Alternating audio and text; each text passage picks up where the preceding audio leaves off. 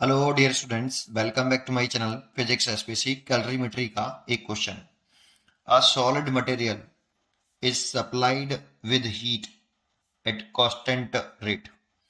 The temperature of material is changing with heat input as on figure. What does the slope DE represent? चार choice दे रखी है, ये graph दे रखा है, तो थोड़ी सी इसकी पहले आइडिया होना चाहिए कि ये है क्या चीज। फिर उसके बाद मैं स्लोप डी के बारे में बताऊंगा, कंप्लीटली बताऊंगा, थोड़ा सा समय देना। ठीक है, चलो शुरू करते हैं। मान लो मेरे पास एक सॉलिड है, ये गिवन है, एक सॉलिड है, उसका कुछ ना कुछ मास होगा m, और इसको हीट एनर्जी कांस्टेंट रेट से सप्लाई कर रहे हैं। हीट एट कांस्टेंट रेट जो सप्लाई कर रहे हैं इसको हीट एनर्जी, वो कांस्टेंट रेट से कर रहे हैं। मान लो वो P बराबर D Q by D T, ये जूल पर सेकेंड, ये constant heat energy, rate of heat energy हो गया ये, और ये कांस्टेंट है से सप्लाई कर रहे हैं। ठीक है, अब इसमें क्या है, मान लो कि इसको एक एग्जाम्पल के तौर पर ले लूँ, जैसे आइस सॉलिड होता है और कुछ टेम्परेचर ले लूँ माइनस का 10 डिग्री सेल्सियस।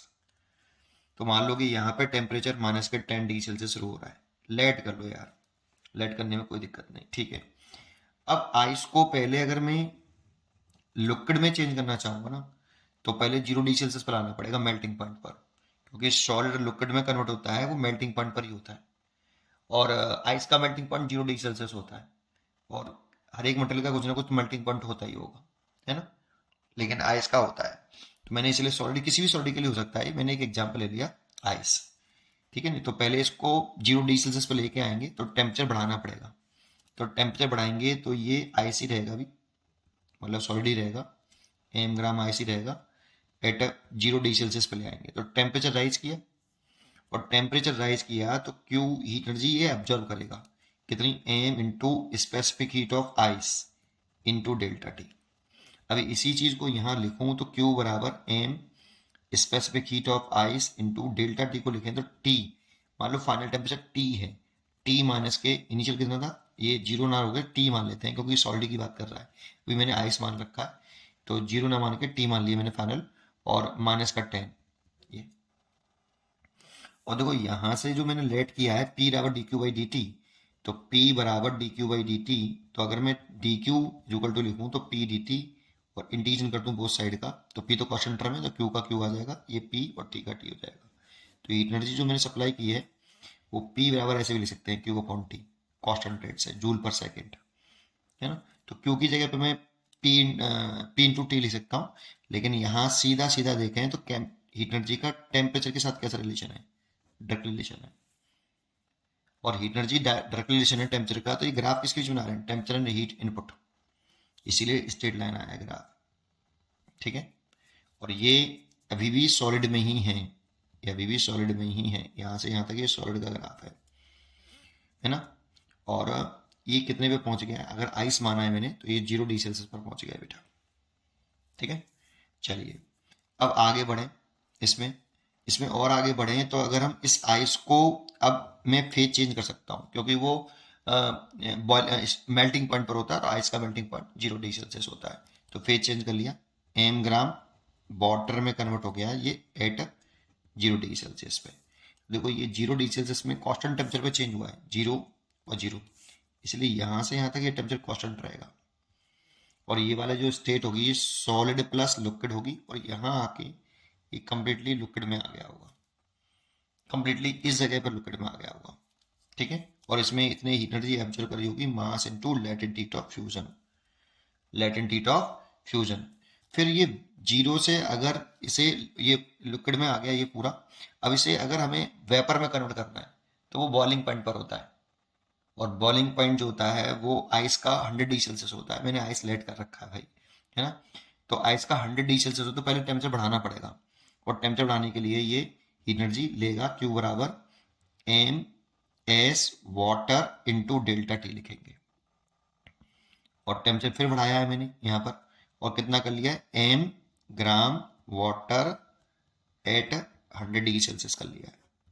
तो टेम्परेचर राइज किया है, इसीलिए टेम्परेचर राइज किया। और इसमें भी देखेंगे तो हीट एनर्जी का टेम्परेचर के साथ फिर कैसा रिलेशन होगा, डायरेक्ट रिलेशन होगा, इसलिए फिर ग्राफ स्ट्रेट लाइन आएगा, इसीलिए फिर स्ट्रेट लाइन आया होगा और ये वाला पोर्शन लिक्विड को बता रहा होगा और टेम्परेचर राइज हो गया होगा 100 डिग्री सेल्सियस। ये जानकारी होनी चाहिए। मैं अभी बताता हूँ, अभी मेन पॉइंट पे आता हूँ, स्लोप ऑफ डी। अगर आपको ये आता है तो आप डायरेक्टली स्किप कर लीजिए और आगे थोड़ा सा, है ना, मैं पूरा बता के चलूंगा भाई। चलिए आगे समझते हैं। अब यहां पर आ गया, अब ये जो वाटर है अब ये स्टीम में बदलने के लिए कन्वर्ट हो गया, क्योंकि बॉइलिंग पॉइंट पर ही आपका वाटर स्टीम में कन्वर्ट होता है। तो ये एम ग्राम स्टीम में बदल जाएगा, दैट मीन्स वेपर में बदल जाएगा ये एट 100 डिग्री सेल्सियस ऐसे। और ये वेपर में बदला 100 डिग्री सेल्सियस में, तो इसने हीट एनर्जी फिर ऑब्जर्व करी, कितनी, क्यू बराबर mass into latent heat of vaporization के बराबर। ये तो ये लेटेंट हीट ऑफ वेपराइजेशन वाला पॉइंट है यहाँ से यहाँ तक। ये किस में रहा हुआ, लिक्विड प्लस वेपर में रहा होगा, दैट मीन्स स्टीम में रहा होगा, और यहाँ पे कंप्लीटली वेपर में आ गया होगा बेटा, दैट मीन्स स्टीम में आ गया होगा। अब इसका टेम्परेचर अगेन अगर हम बढ़ाते हैं, अगर हम टेम्परेचर बढ़ाते हैं तो एम ग्राम वॉट वेपर, मान लो 150 डिग्री सेल्सियस कर देते हैं, कुछ भी, है ना, कुछ भी बढ़ा लो, टेम्परेचर बढ़ा रहे हैं, टेम्परेचर बढ़ाते हैं तो फिर ये हीट एनर्जी एब्जॉर्ब फिर दोबारा से करेगा, एम एस स्टीम की आएगी बेटा, स्टीम की स्पेसिफिक हीट आएगी इनटू डेल्टा टी। यही मेन पॉइंट है यहाँ पे, इसीलिए इसको अगले पेज पे लिखूंगा, M into S steam into delta T, steam या वेपर कह सकते हो। तो ये इसीलिए टेम्परेचर बढ़ाया होगा, इसका फिर टेम्परेचर बढ़ा दिया होगा, ठीक है। तो इसी वाले पॉइंट पर हमें चर्चा करने की कह रहा है, तो इसमें ये पूरा वेपर होगा बेटा, है ना, और टेम्परेचर बढ़ रहा होगा यहाँ से यहाँ तक, स्टेट चेंज नहीं हो रही होगी इसमें, ठीक है। तो इसी वाले पॉइंट की बात कर रहा है हमसे कि जो इसका जो स्लोप है डीई क्या रिप्रेजेंट कर रहा है, ये हमसे पूछ रहा है। तो चलो अपने मेन मुद्दे पर आते हैं। तो देखो ये जो जो ये जो वेपर था आपका, M gram vapour, that means steam थी एट 100 डिग्री सेल्सियस, इससे हमने टेम्परेचर बढ़ाया था इसका, एम ग्राम वेपर ही रहा, बस केवल टेम्परेचर बढ़ा लिया एट 150, कुछ भी कर लो, है ना। तो मैं इसको अब जनरल लिख लेता हूँ, Q is equal to M S, specific heat किसकी आएगी, स्टीम की आ गई बेटा, है ना, इनटू डेल्टा टी, यही तो आएगा बेटा, ठीक है, ये आया। अब हमसे स्लोप के बारे में पूछ रहा है, तो अगर हमें स्लोप के बारे में पूछ रहा है यहाँ पर, तो इसको हम ऐसे लिख सकते हैं क्या, टी टाइम इंटरवल में, छोटे से टाइम इंटरवल में टेम्परेचर, मैंने टाइम इंटरवल बढ़ाया डी प्लस डी थी, छोटा सा टाइम इंटरवल बढ़ाया, ये टाइम है बेटा, है ना। तो टेम्परेचर इतने टाइम पे टेम्परेचर इतना था, और इतने टाइम पे टेम्परेचर बढ़ गया टी प्लस डी टी, ऐसे इतने टाइम पे टेम्परेचर इतना, तो अगर थोड़ा सा टाइम बढ़ाया होगा, एनर्जी दे रहे होंगे हम, तो टाइम बढ़ रहा होगा तो कॉन्सेंट्रेटेड एनर्जी दे रहे हैं, तो इतना बढ़ा गया होगा। देखो ऐसे समझो कि ये सब्सटेंस है, इसे हीट एनर्जी कॉन्सेंट्रेट से दे रहे हैं D Q by D T, ऐसे।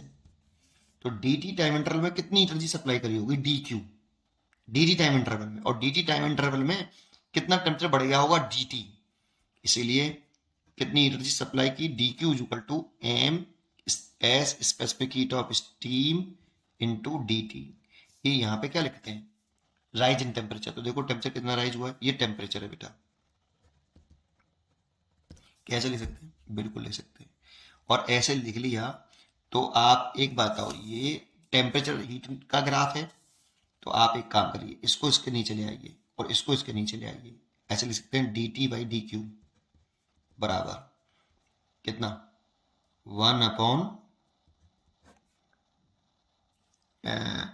M upon specific heat of steam.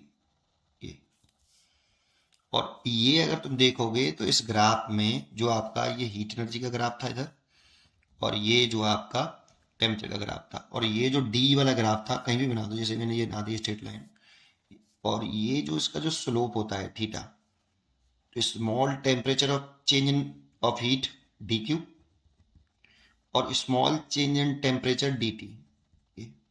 अगर ये इसको देखें तो ये डी क्यू है, small change, very small change in D Q and very small change in temperature D T, और इसका ये एंगल थीटा है तो ये भी थीटा होगा और ये भी थीटा होगा, और इसका स्लोप निकालें, स्लोप टेन थीटा, परपेंडिकुलर आएगा dt और बेस आएगा dq। तो ये dt बाई dq स्लोप को रिप्रेजेंट कर रहा है, और जो कि किसके बराबर है, आपका 1/m specific heat of steam के बराबर है। Specific heat of m specific heat of steam के बराबर है। तो स्लोप जो आ गया टेन थीटा, डी का ले लो बेटा आपका, इसका स्लोप निकाल लो आप, इसका स्लोप मान लो ये थीटा 3 है, तो थीटा 3 ले देता हूँ ऐसे, है ना।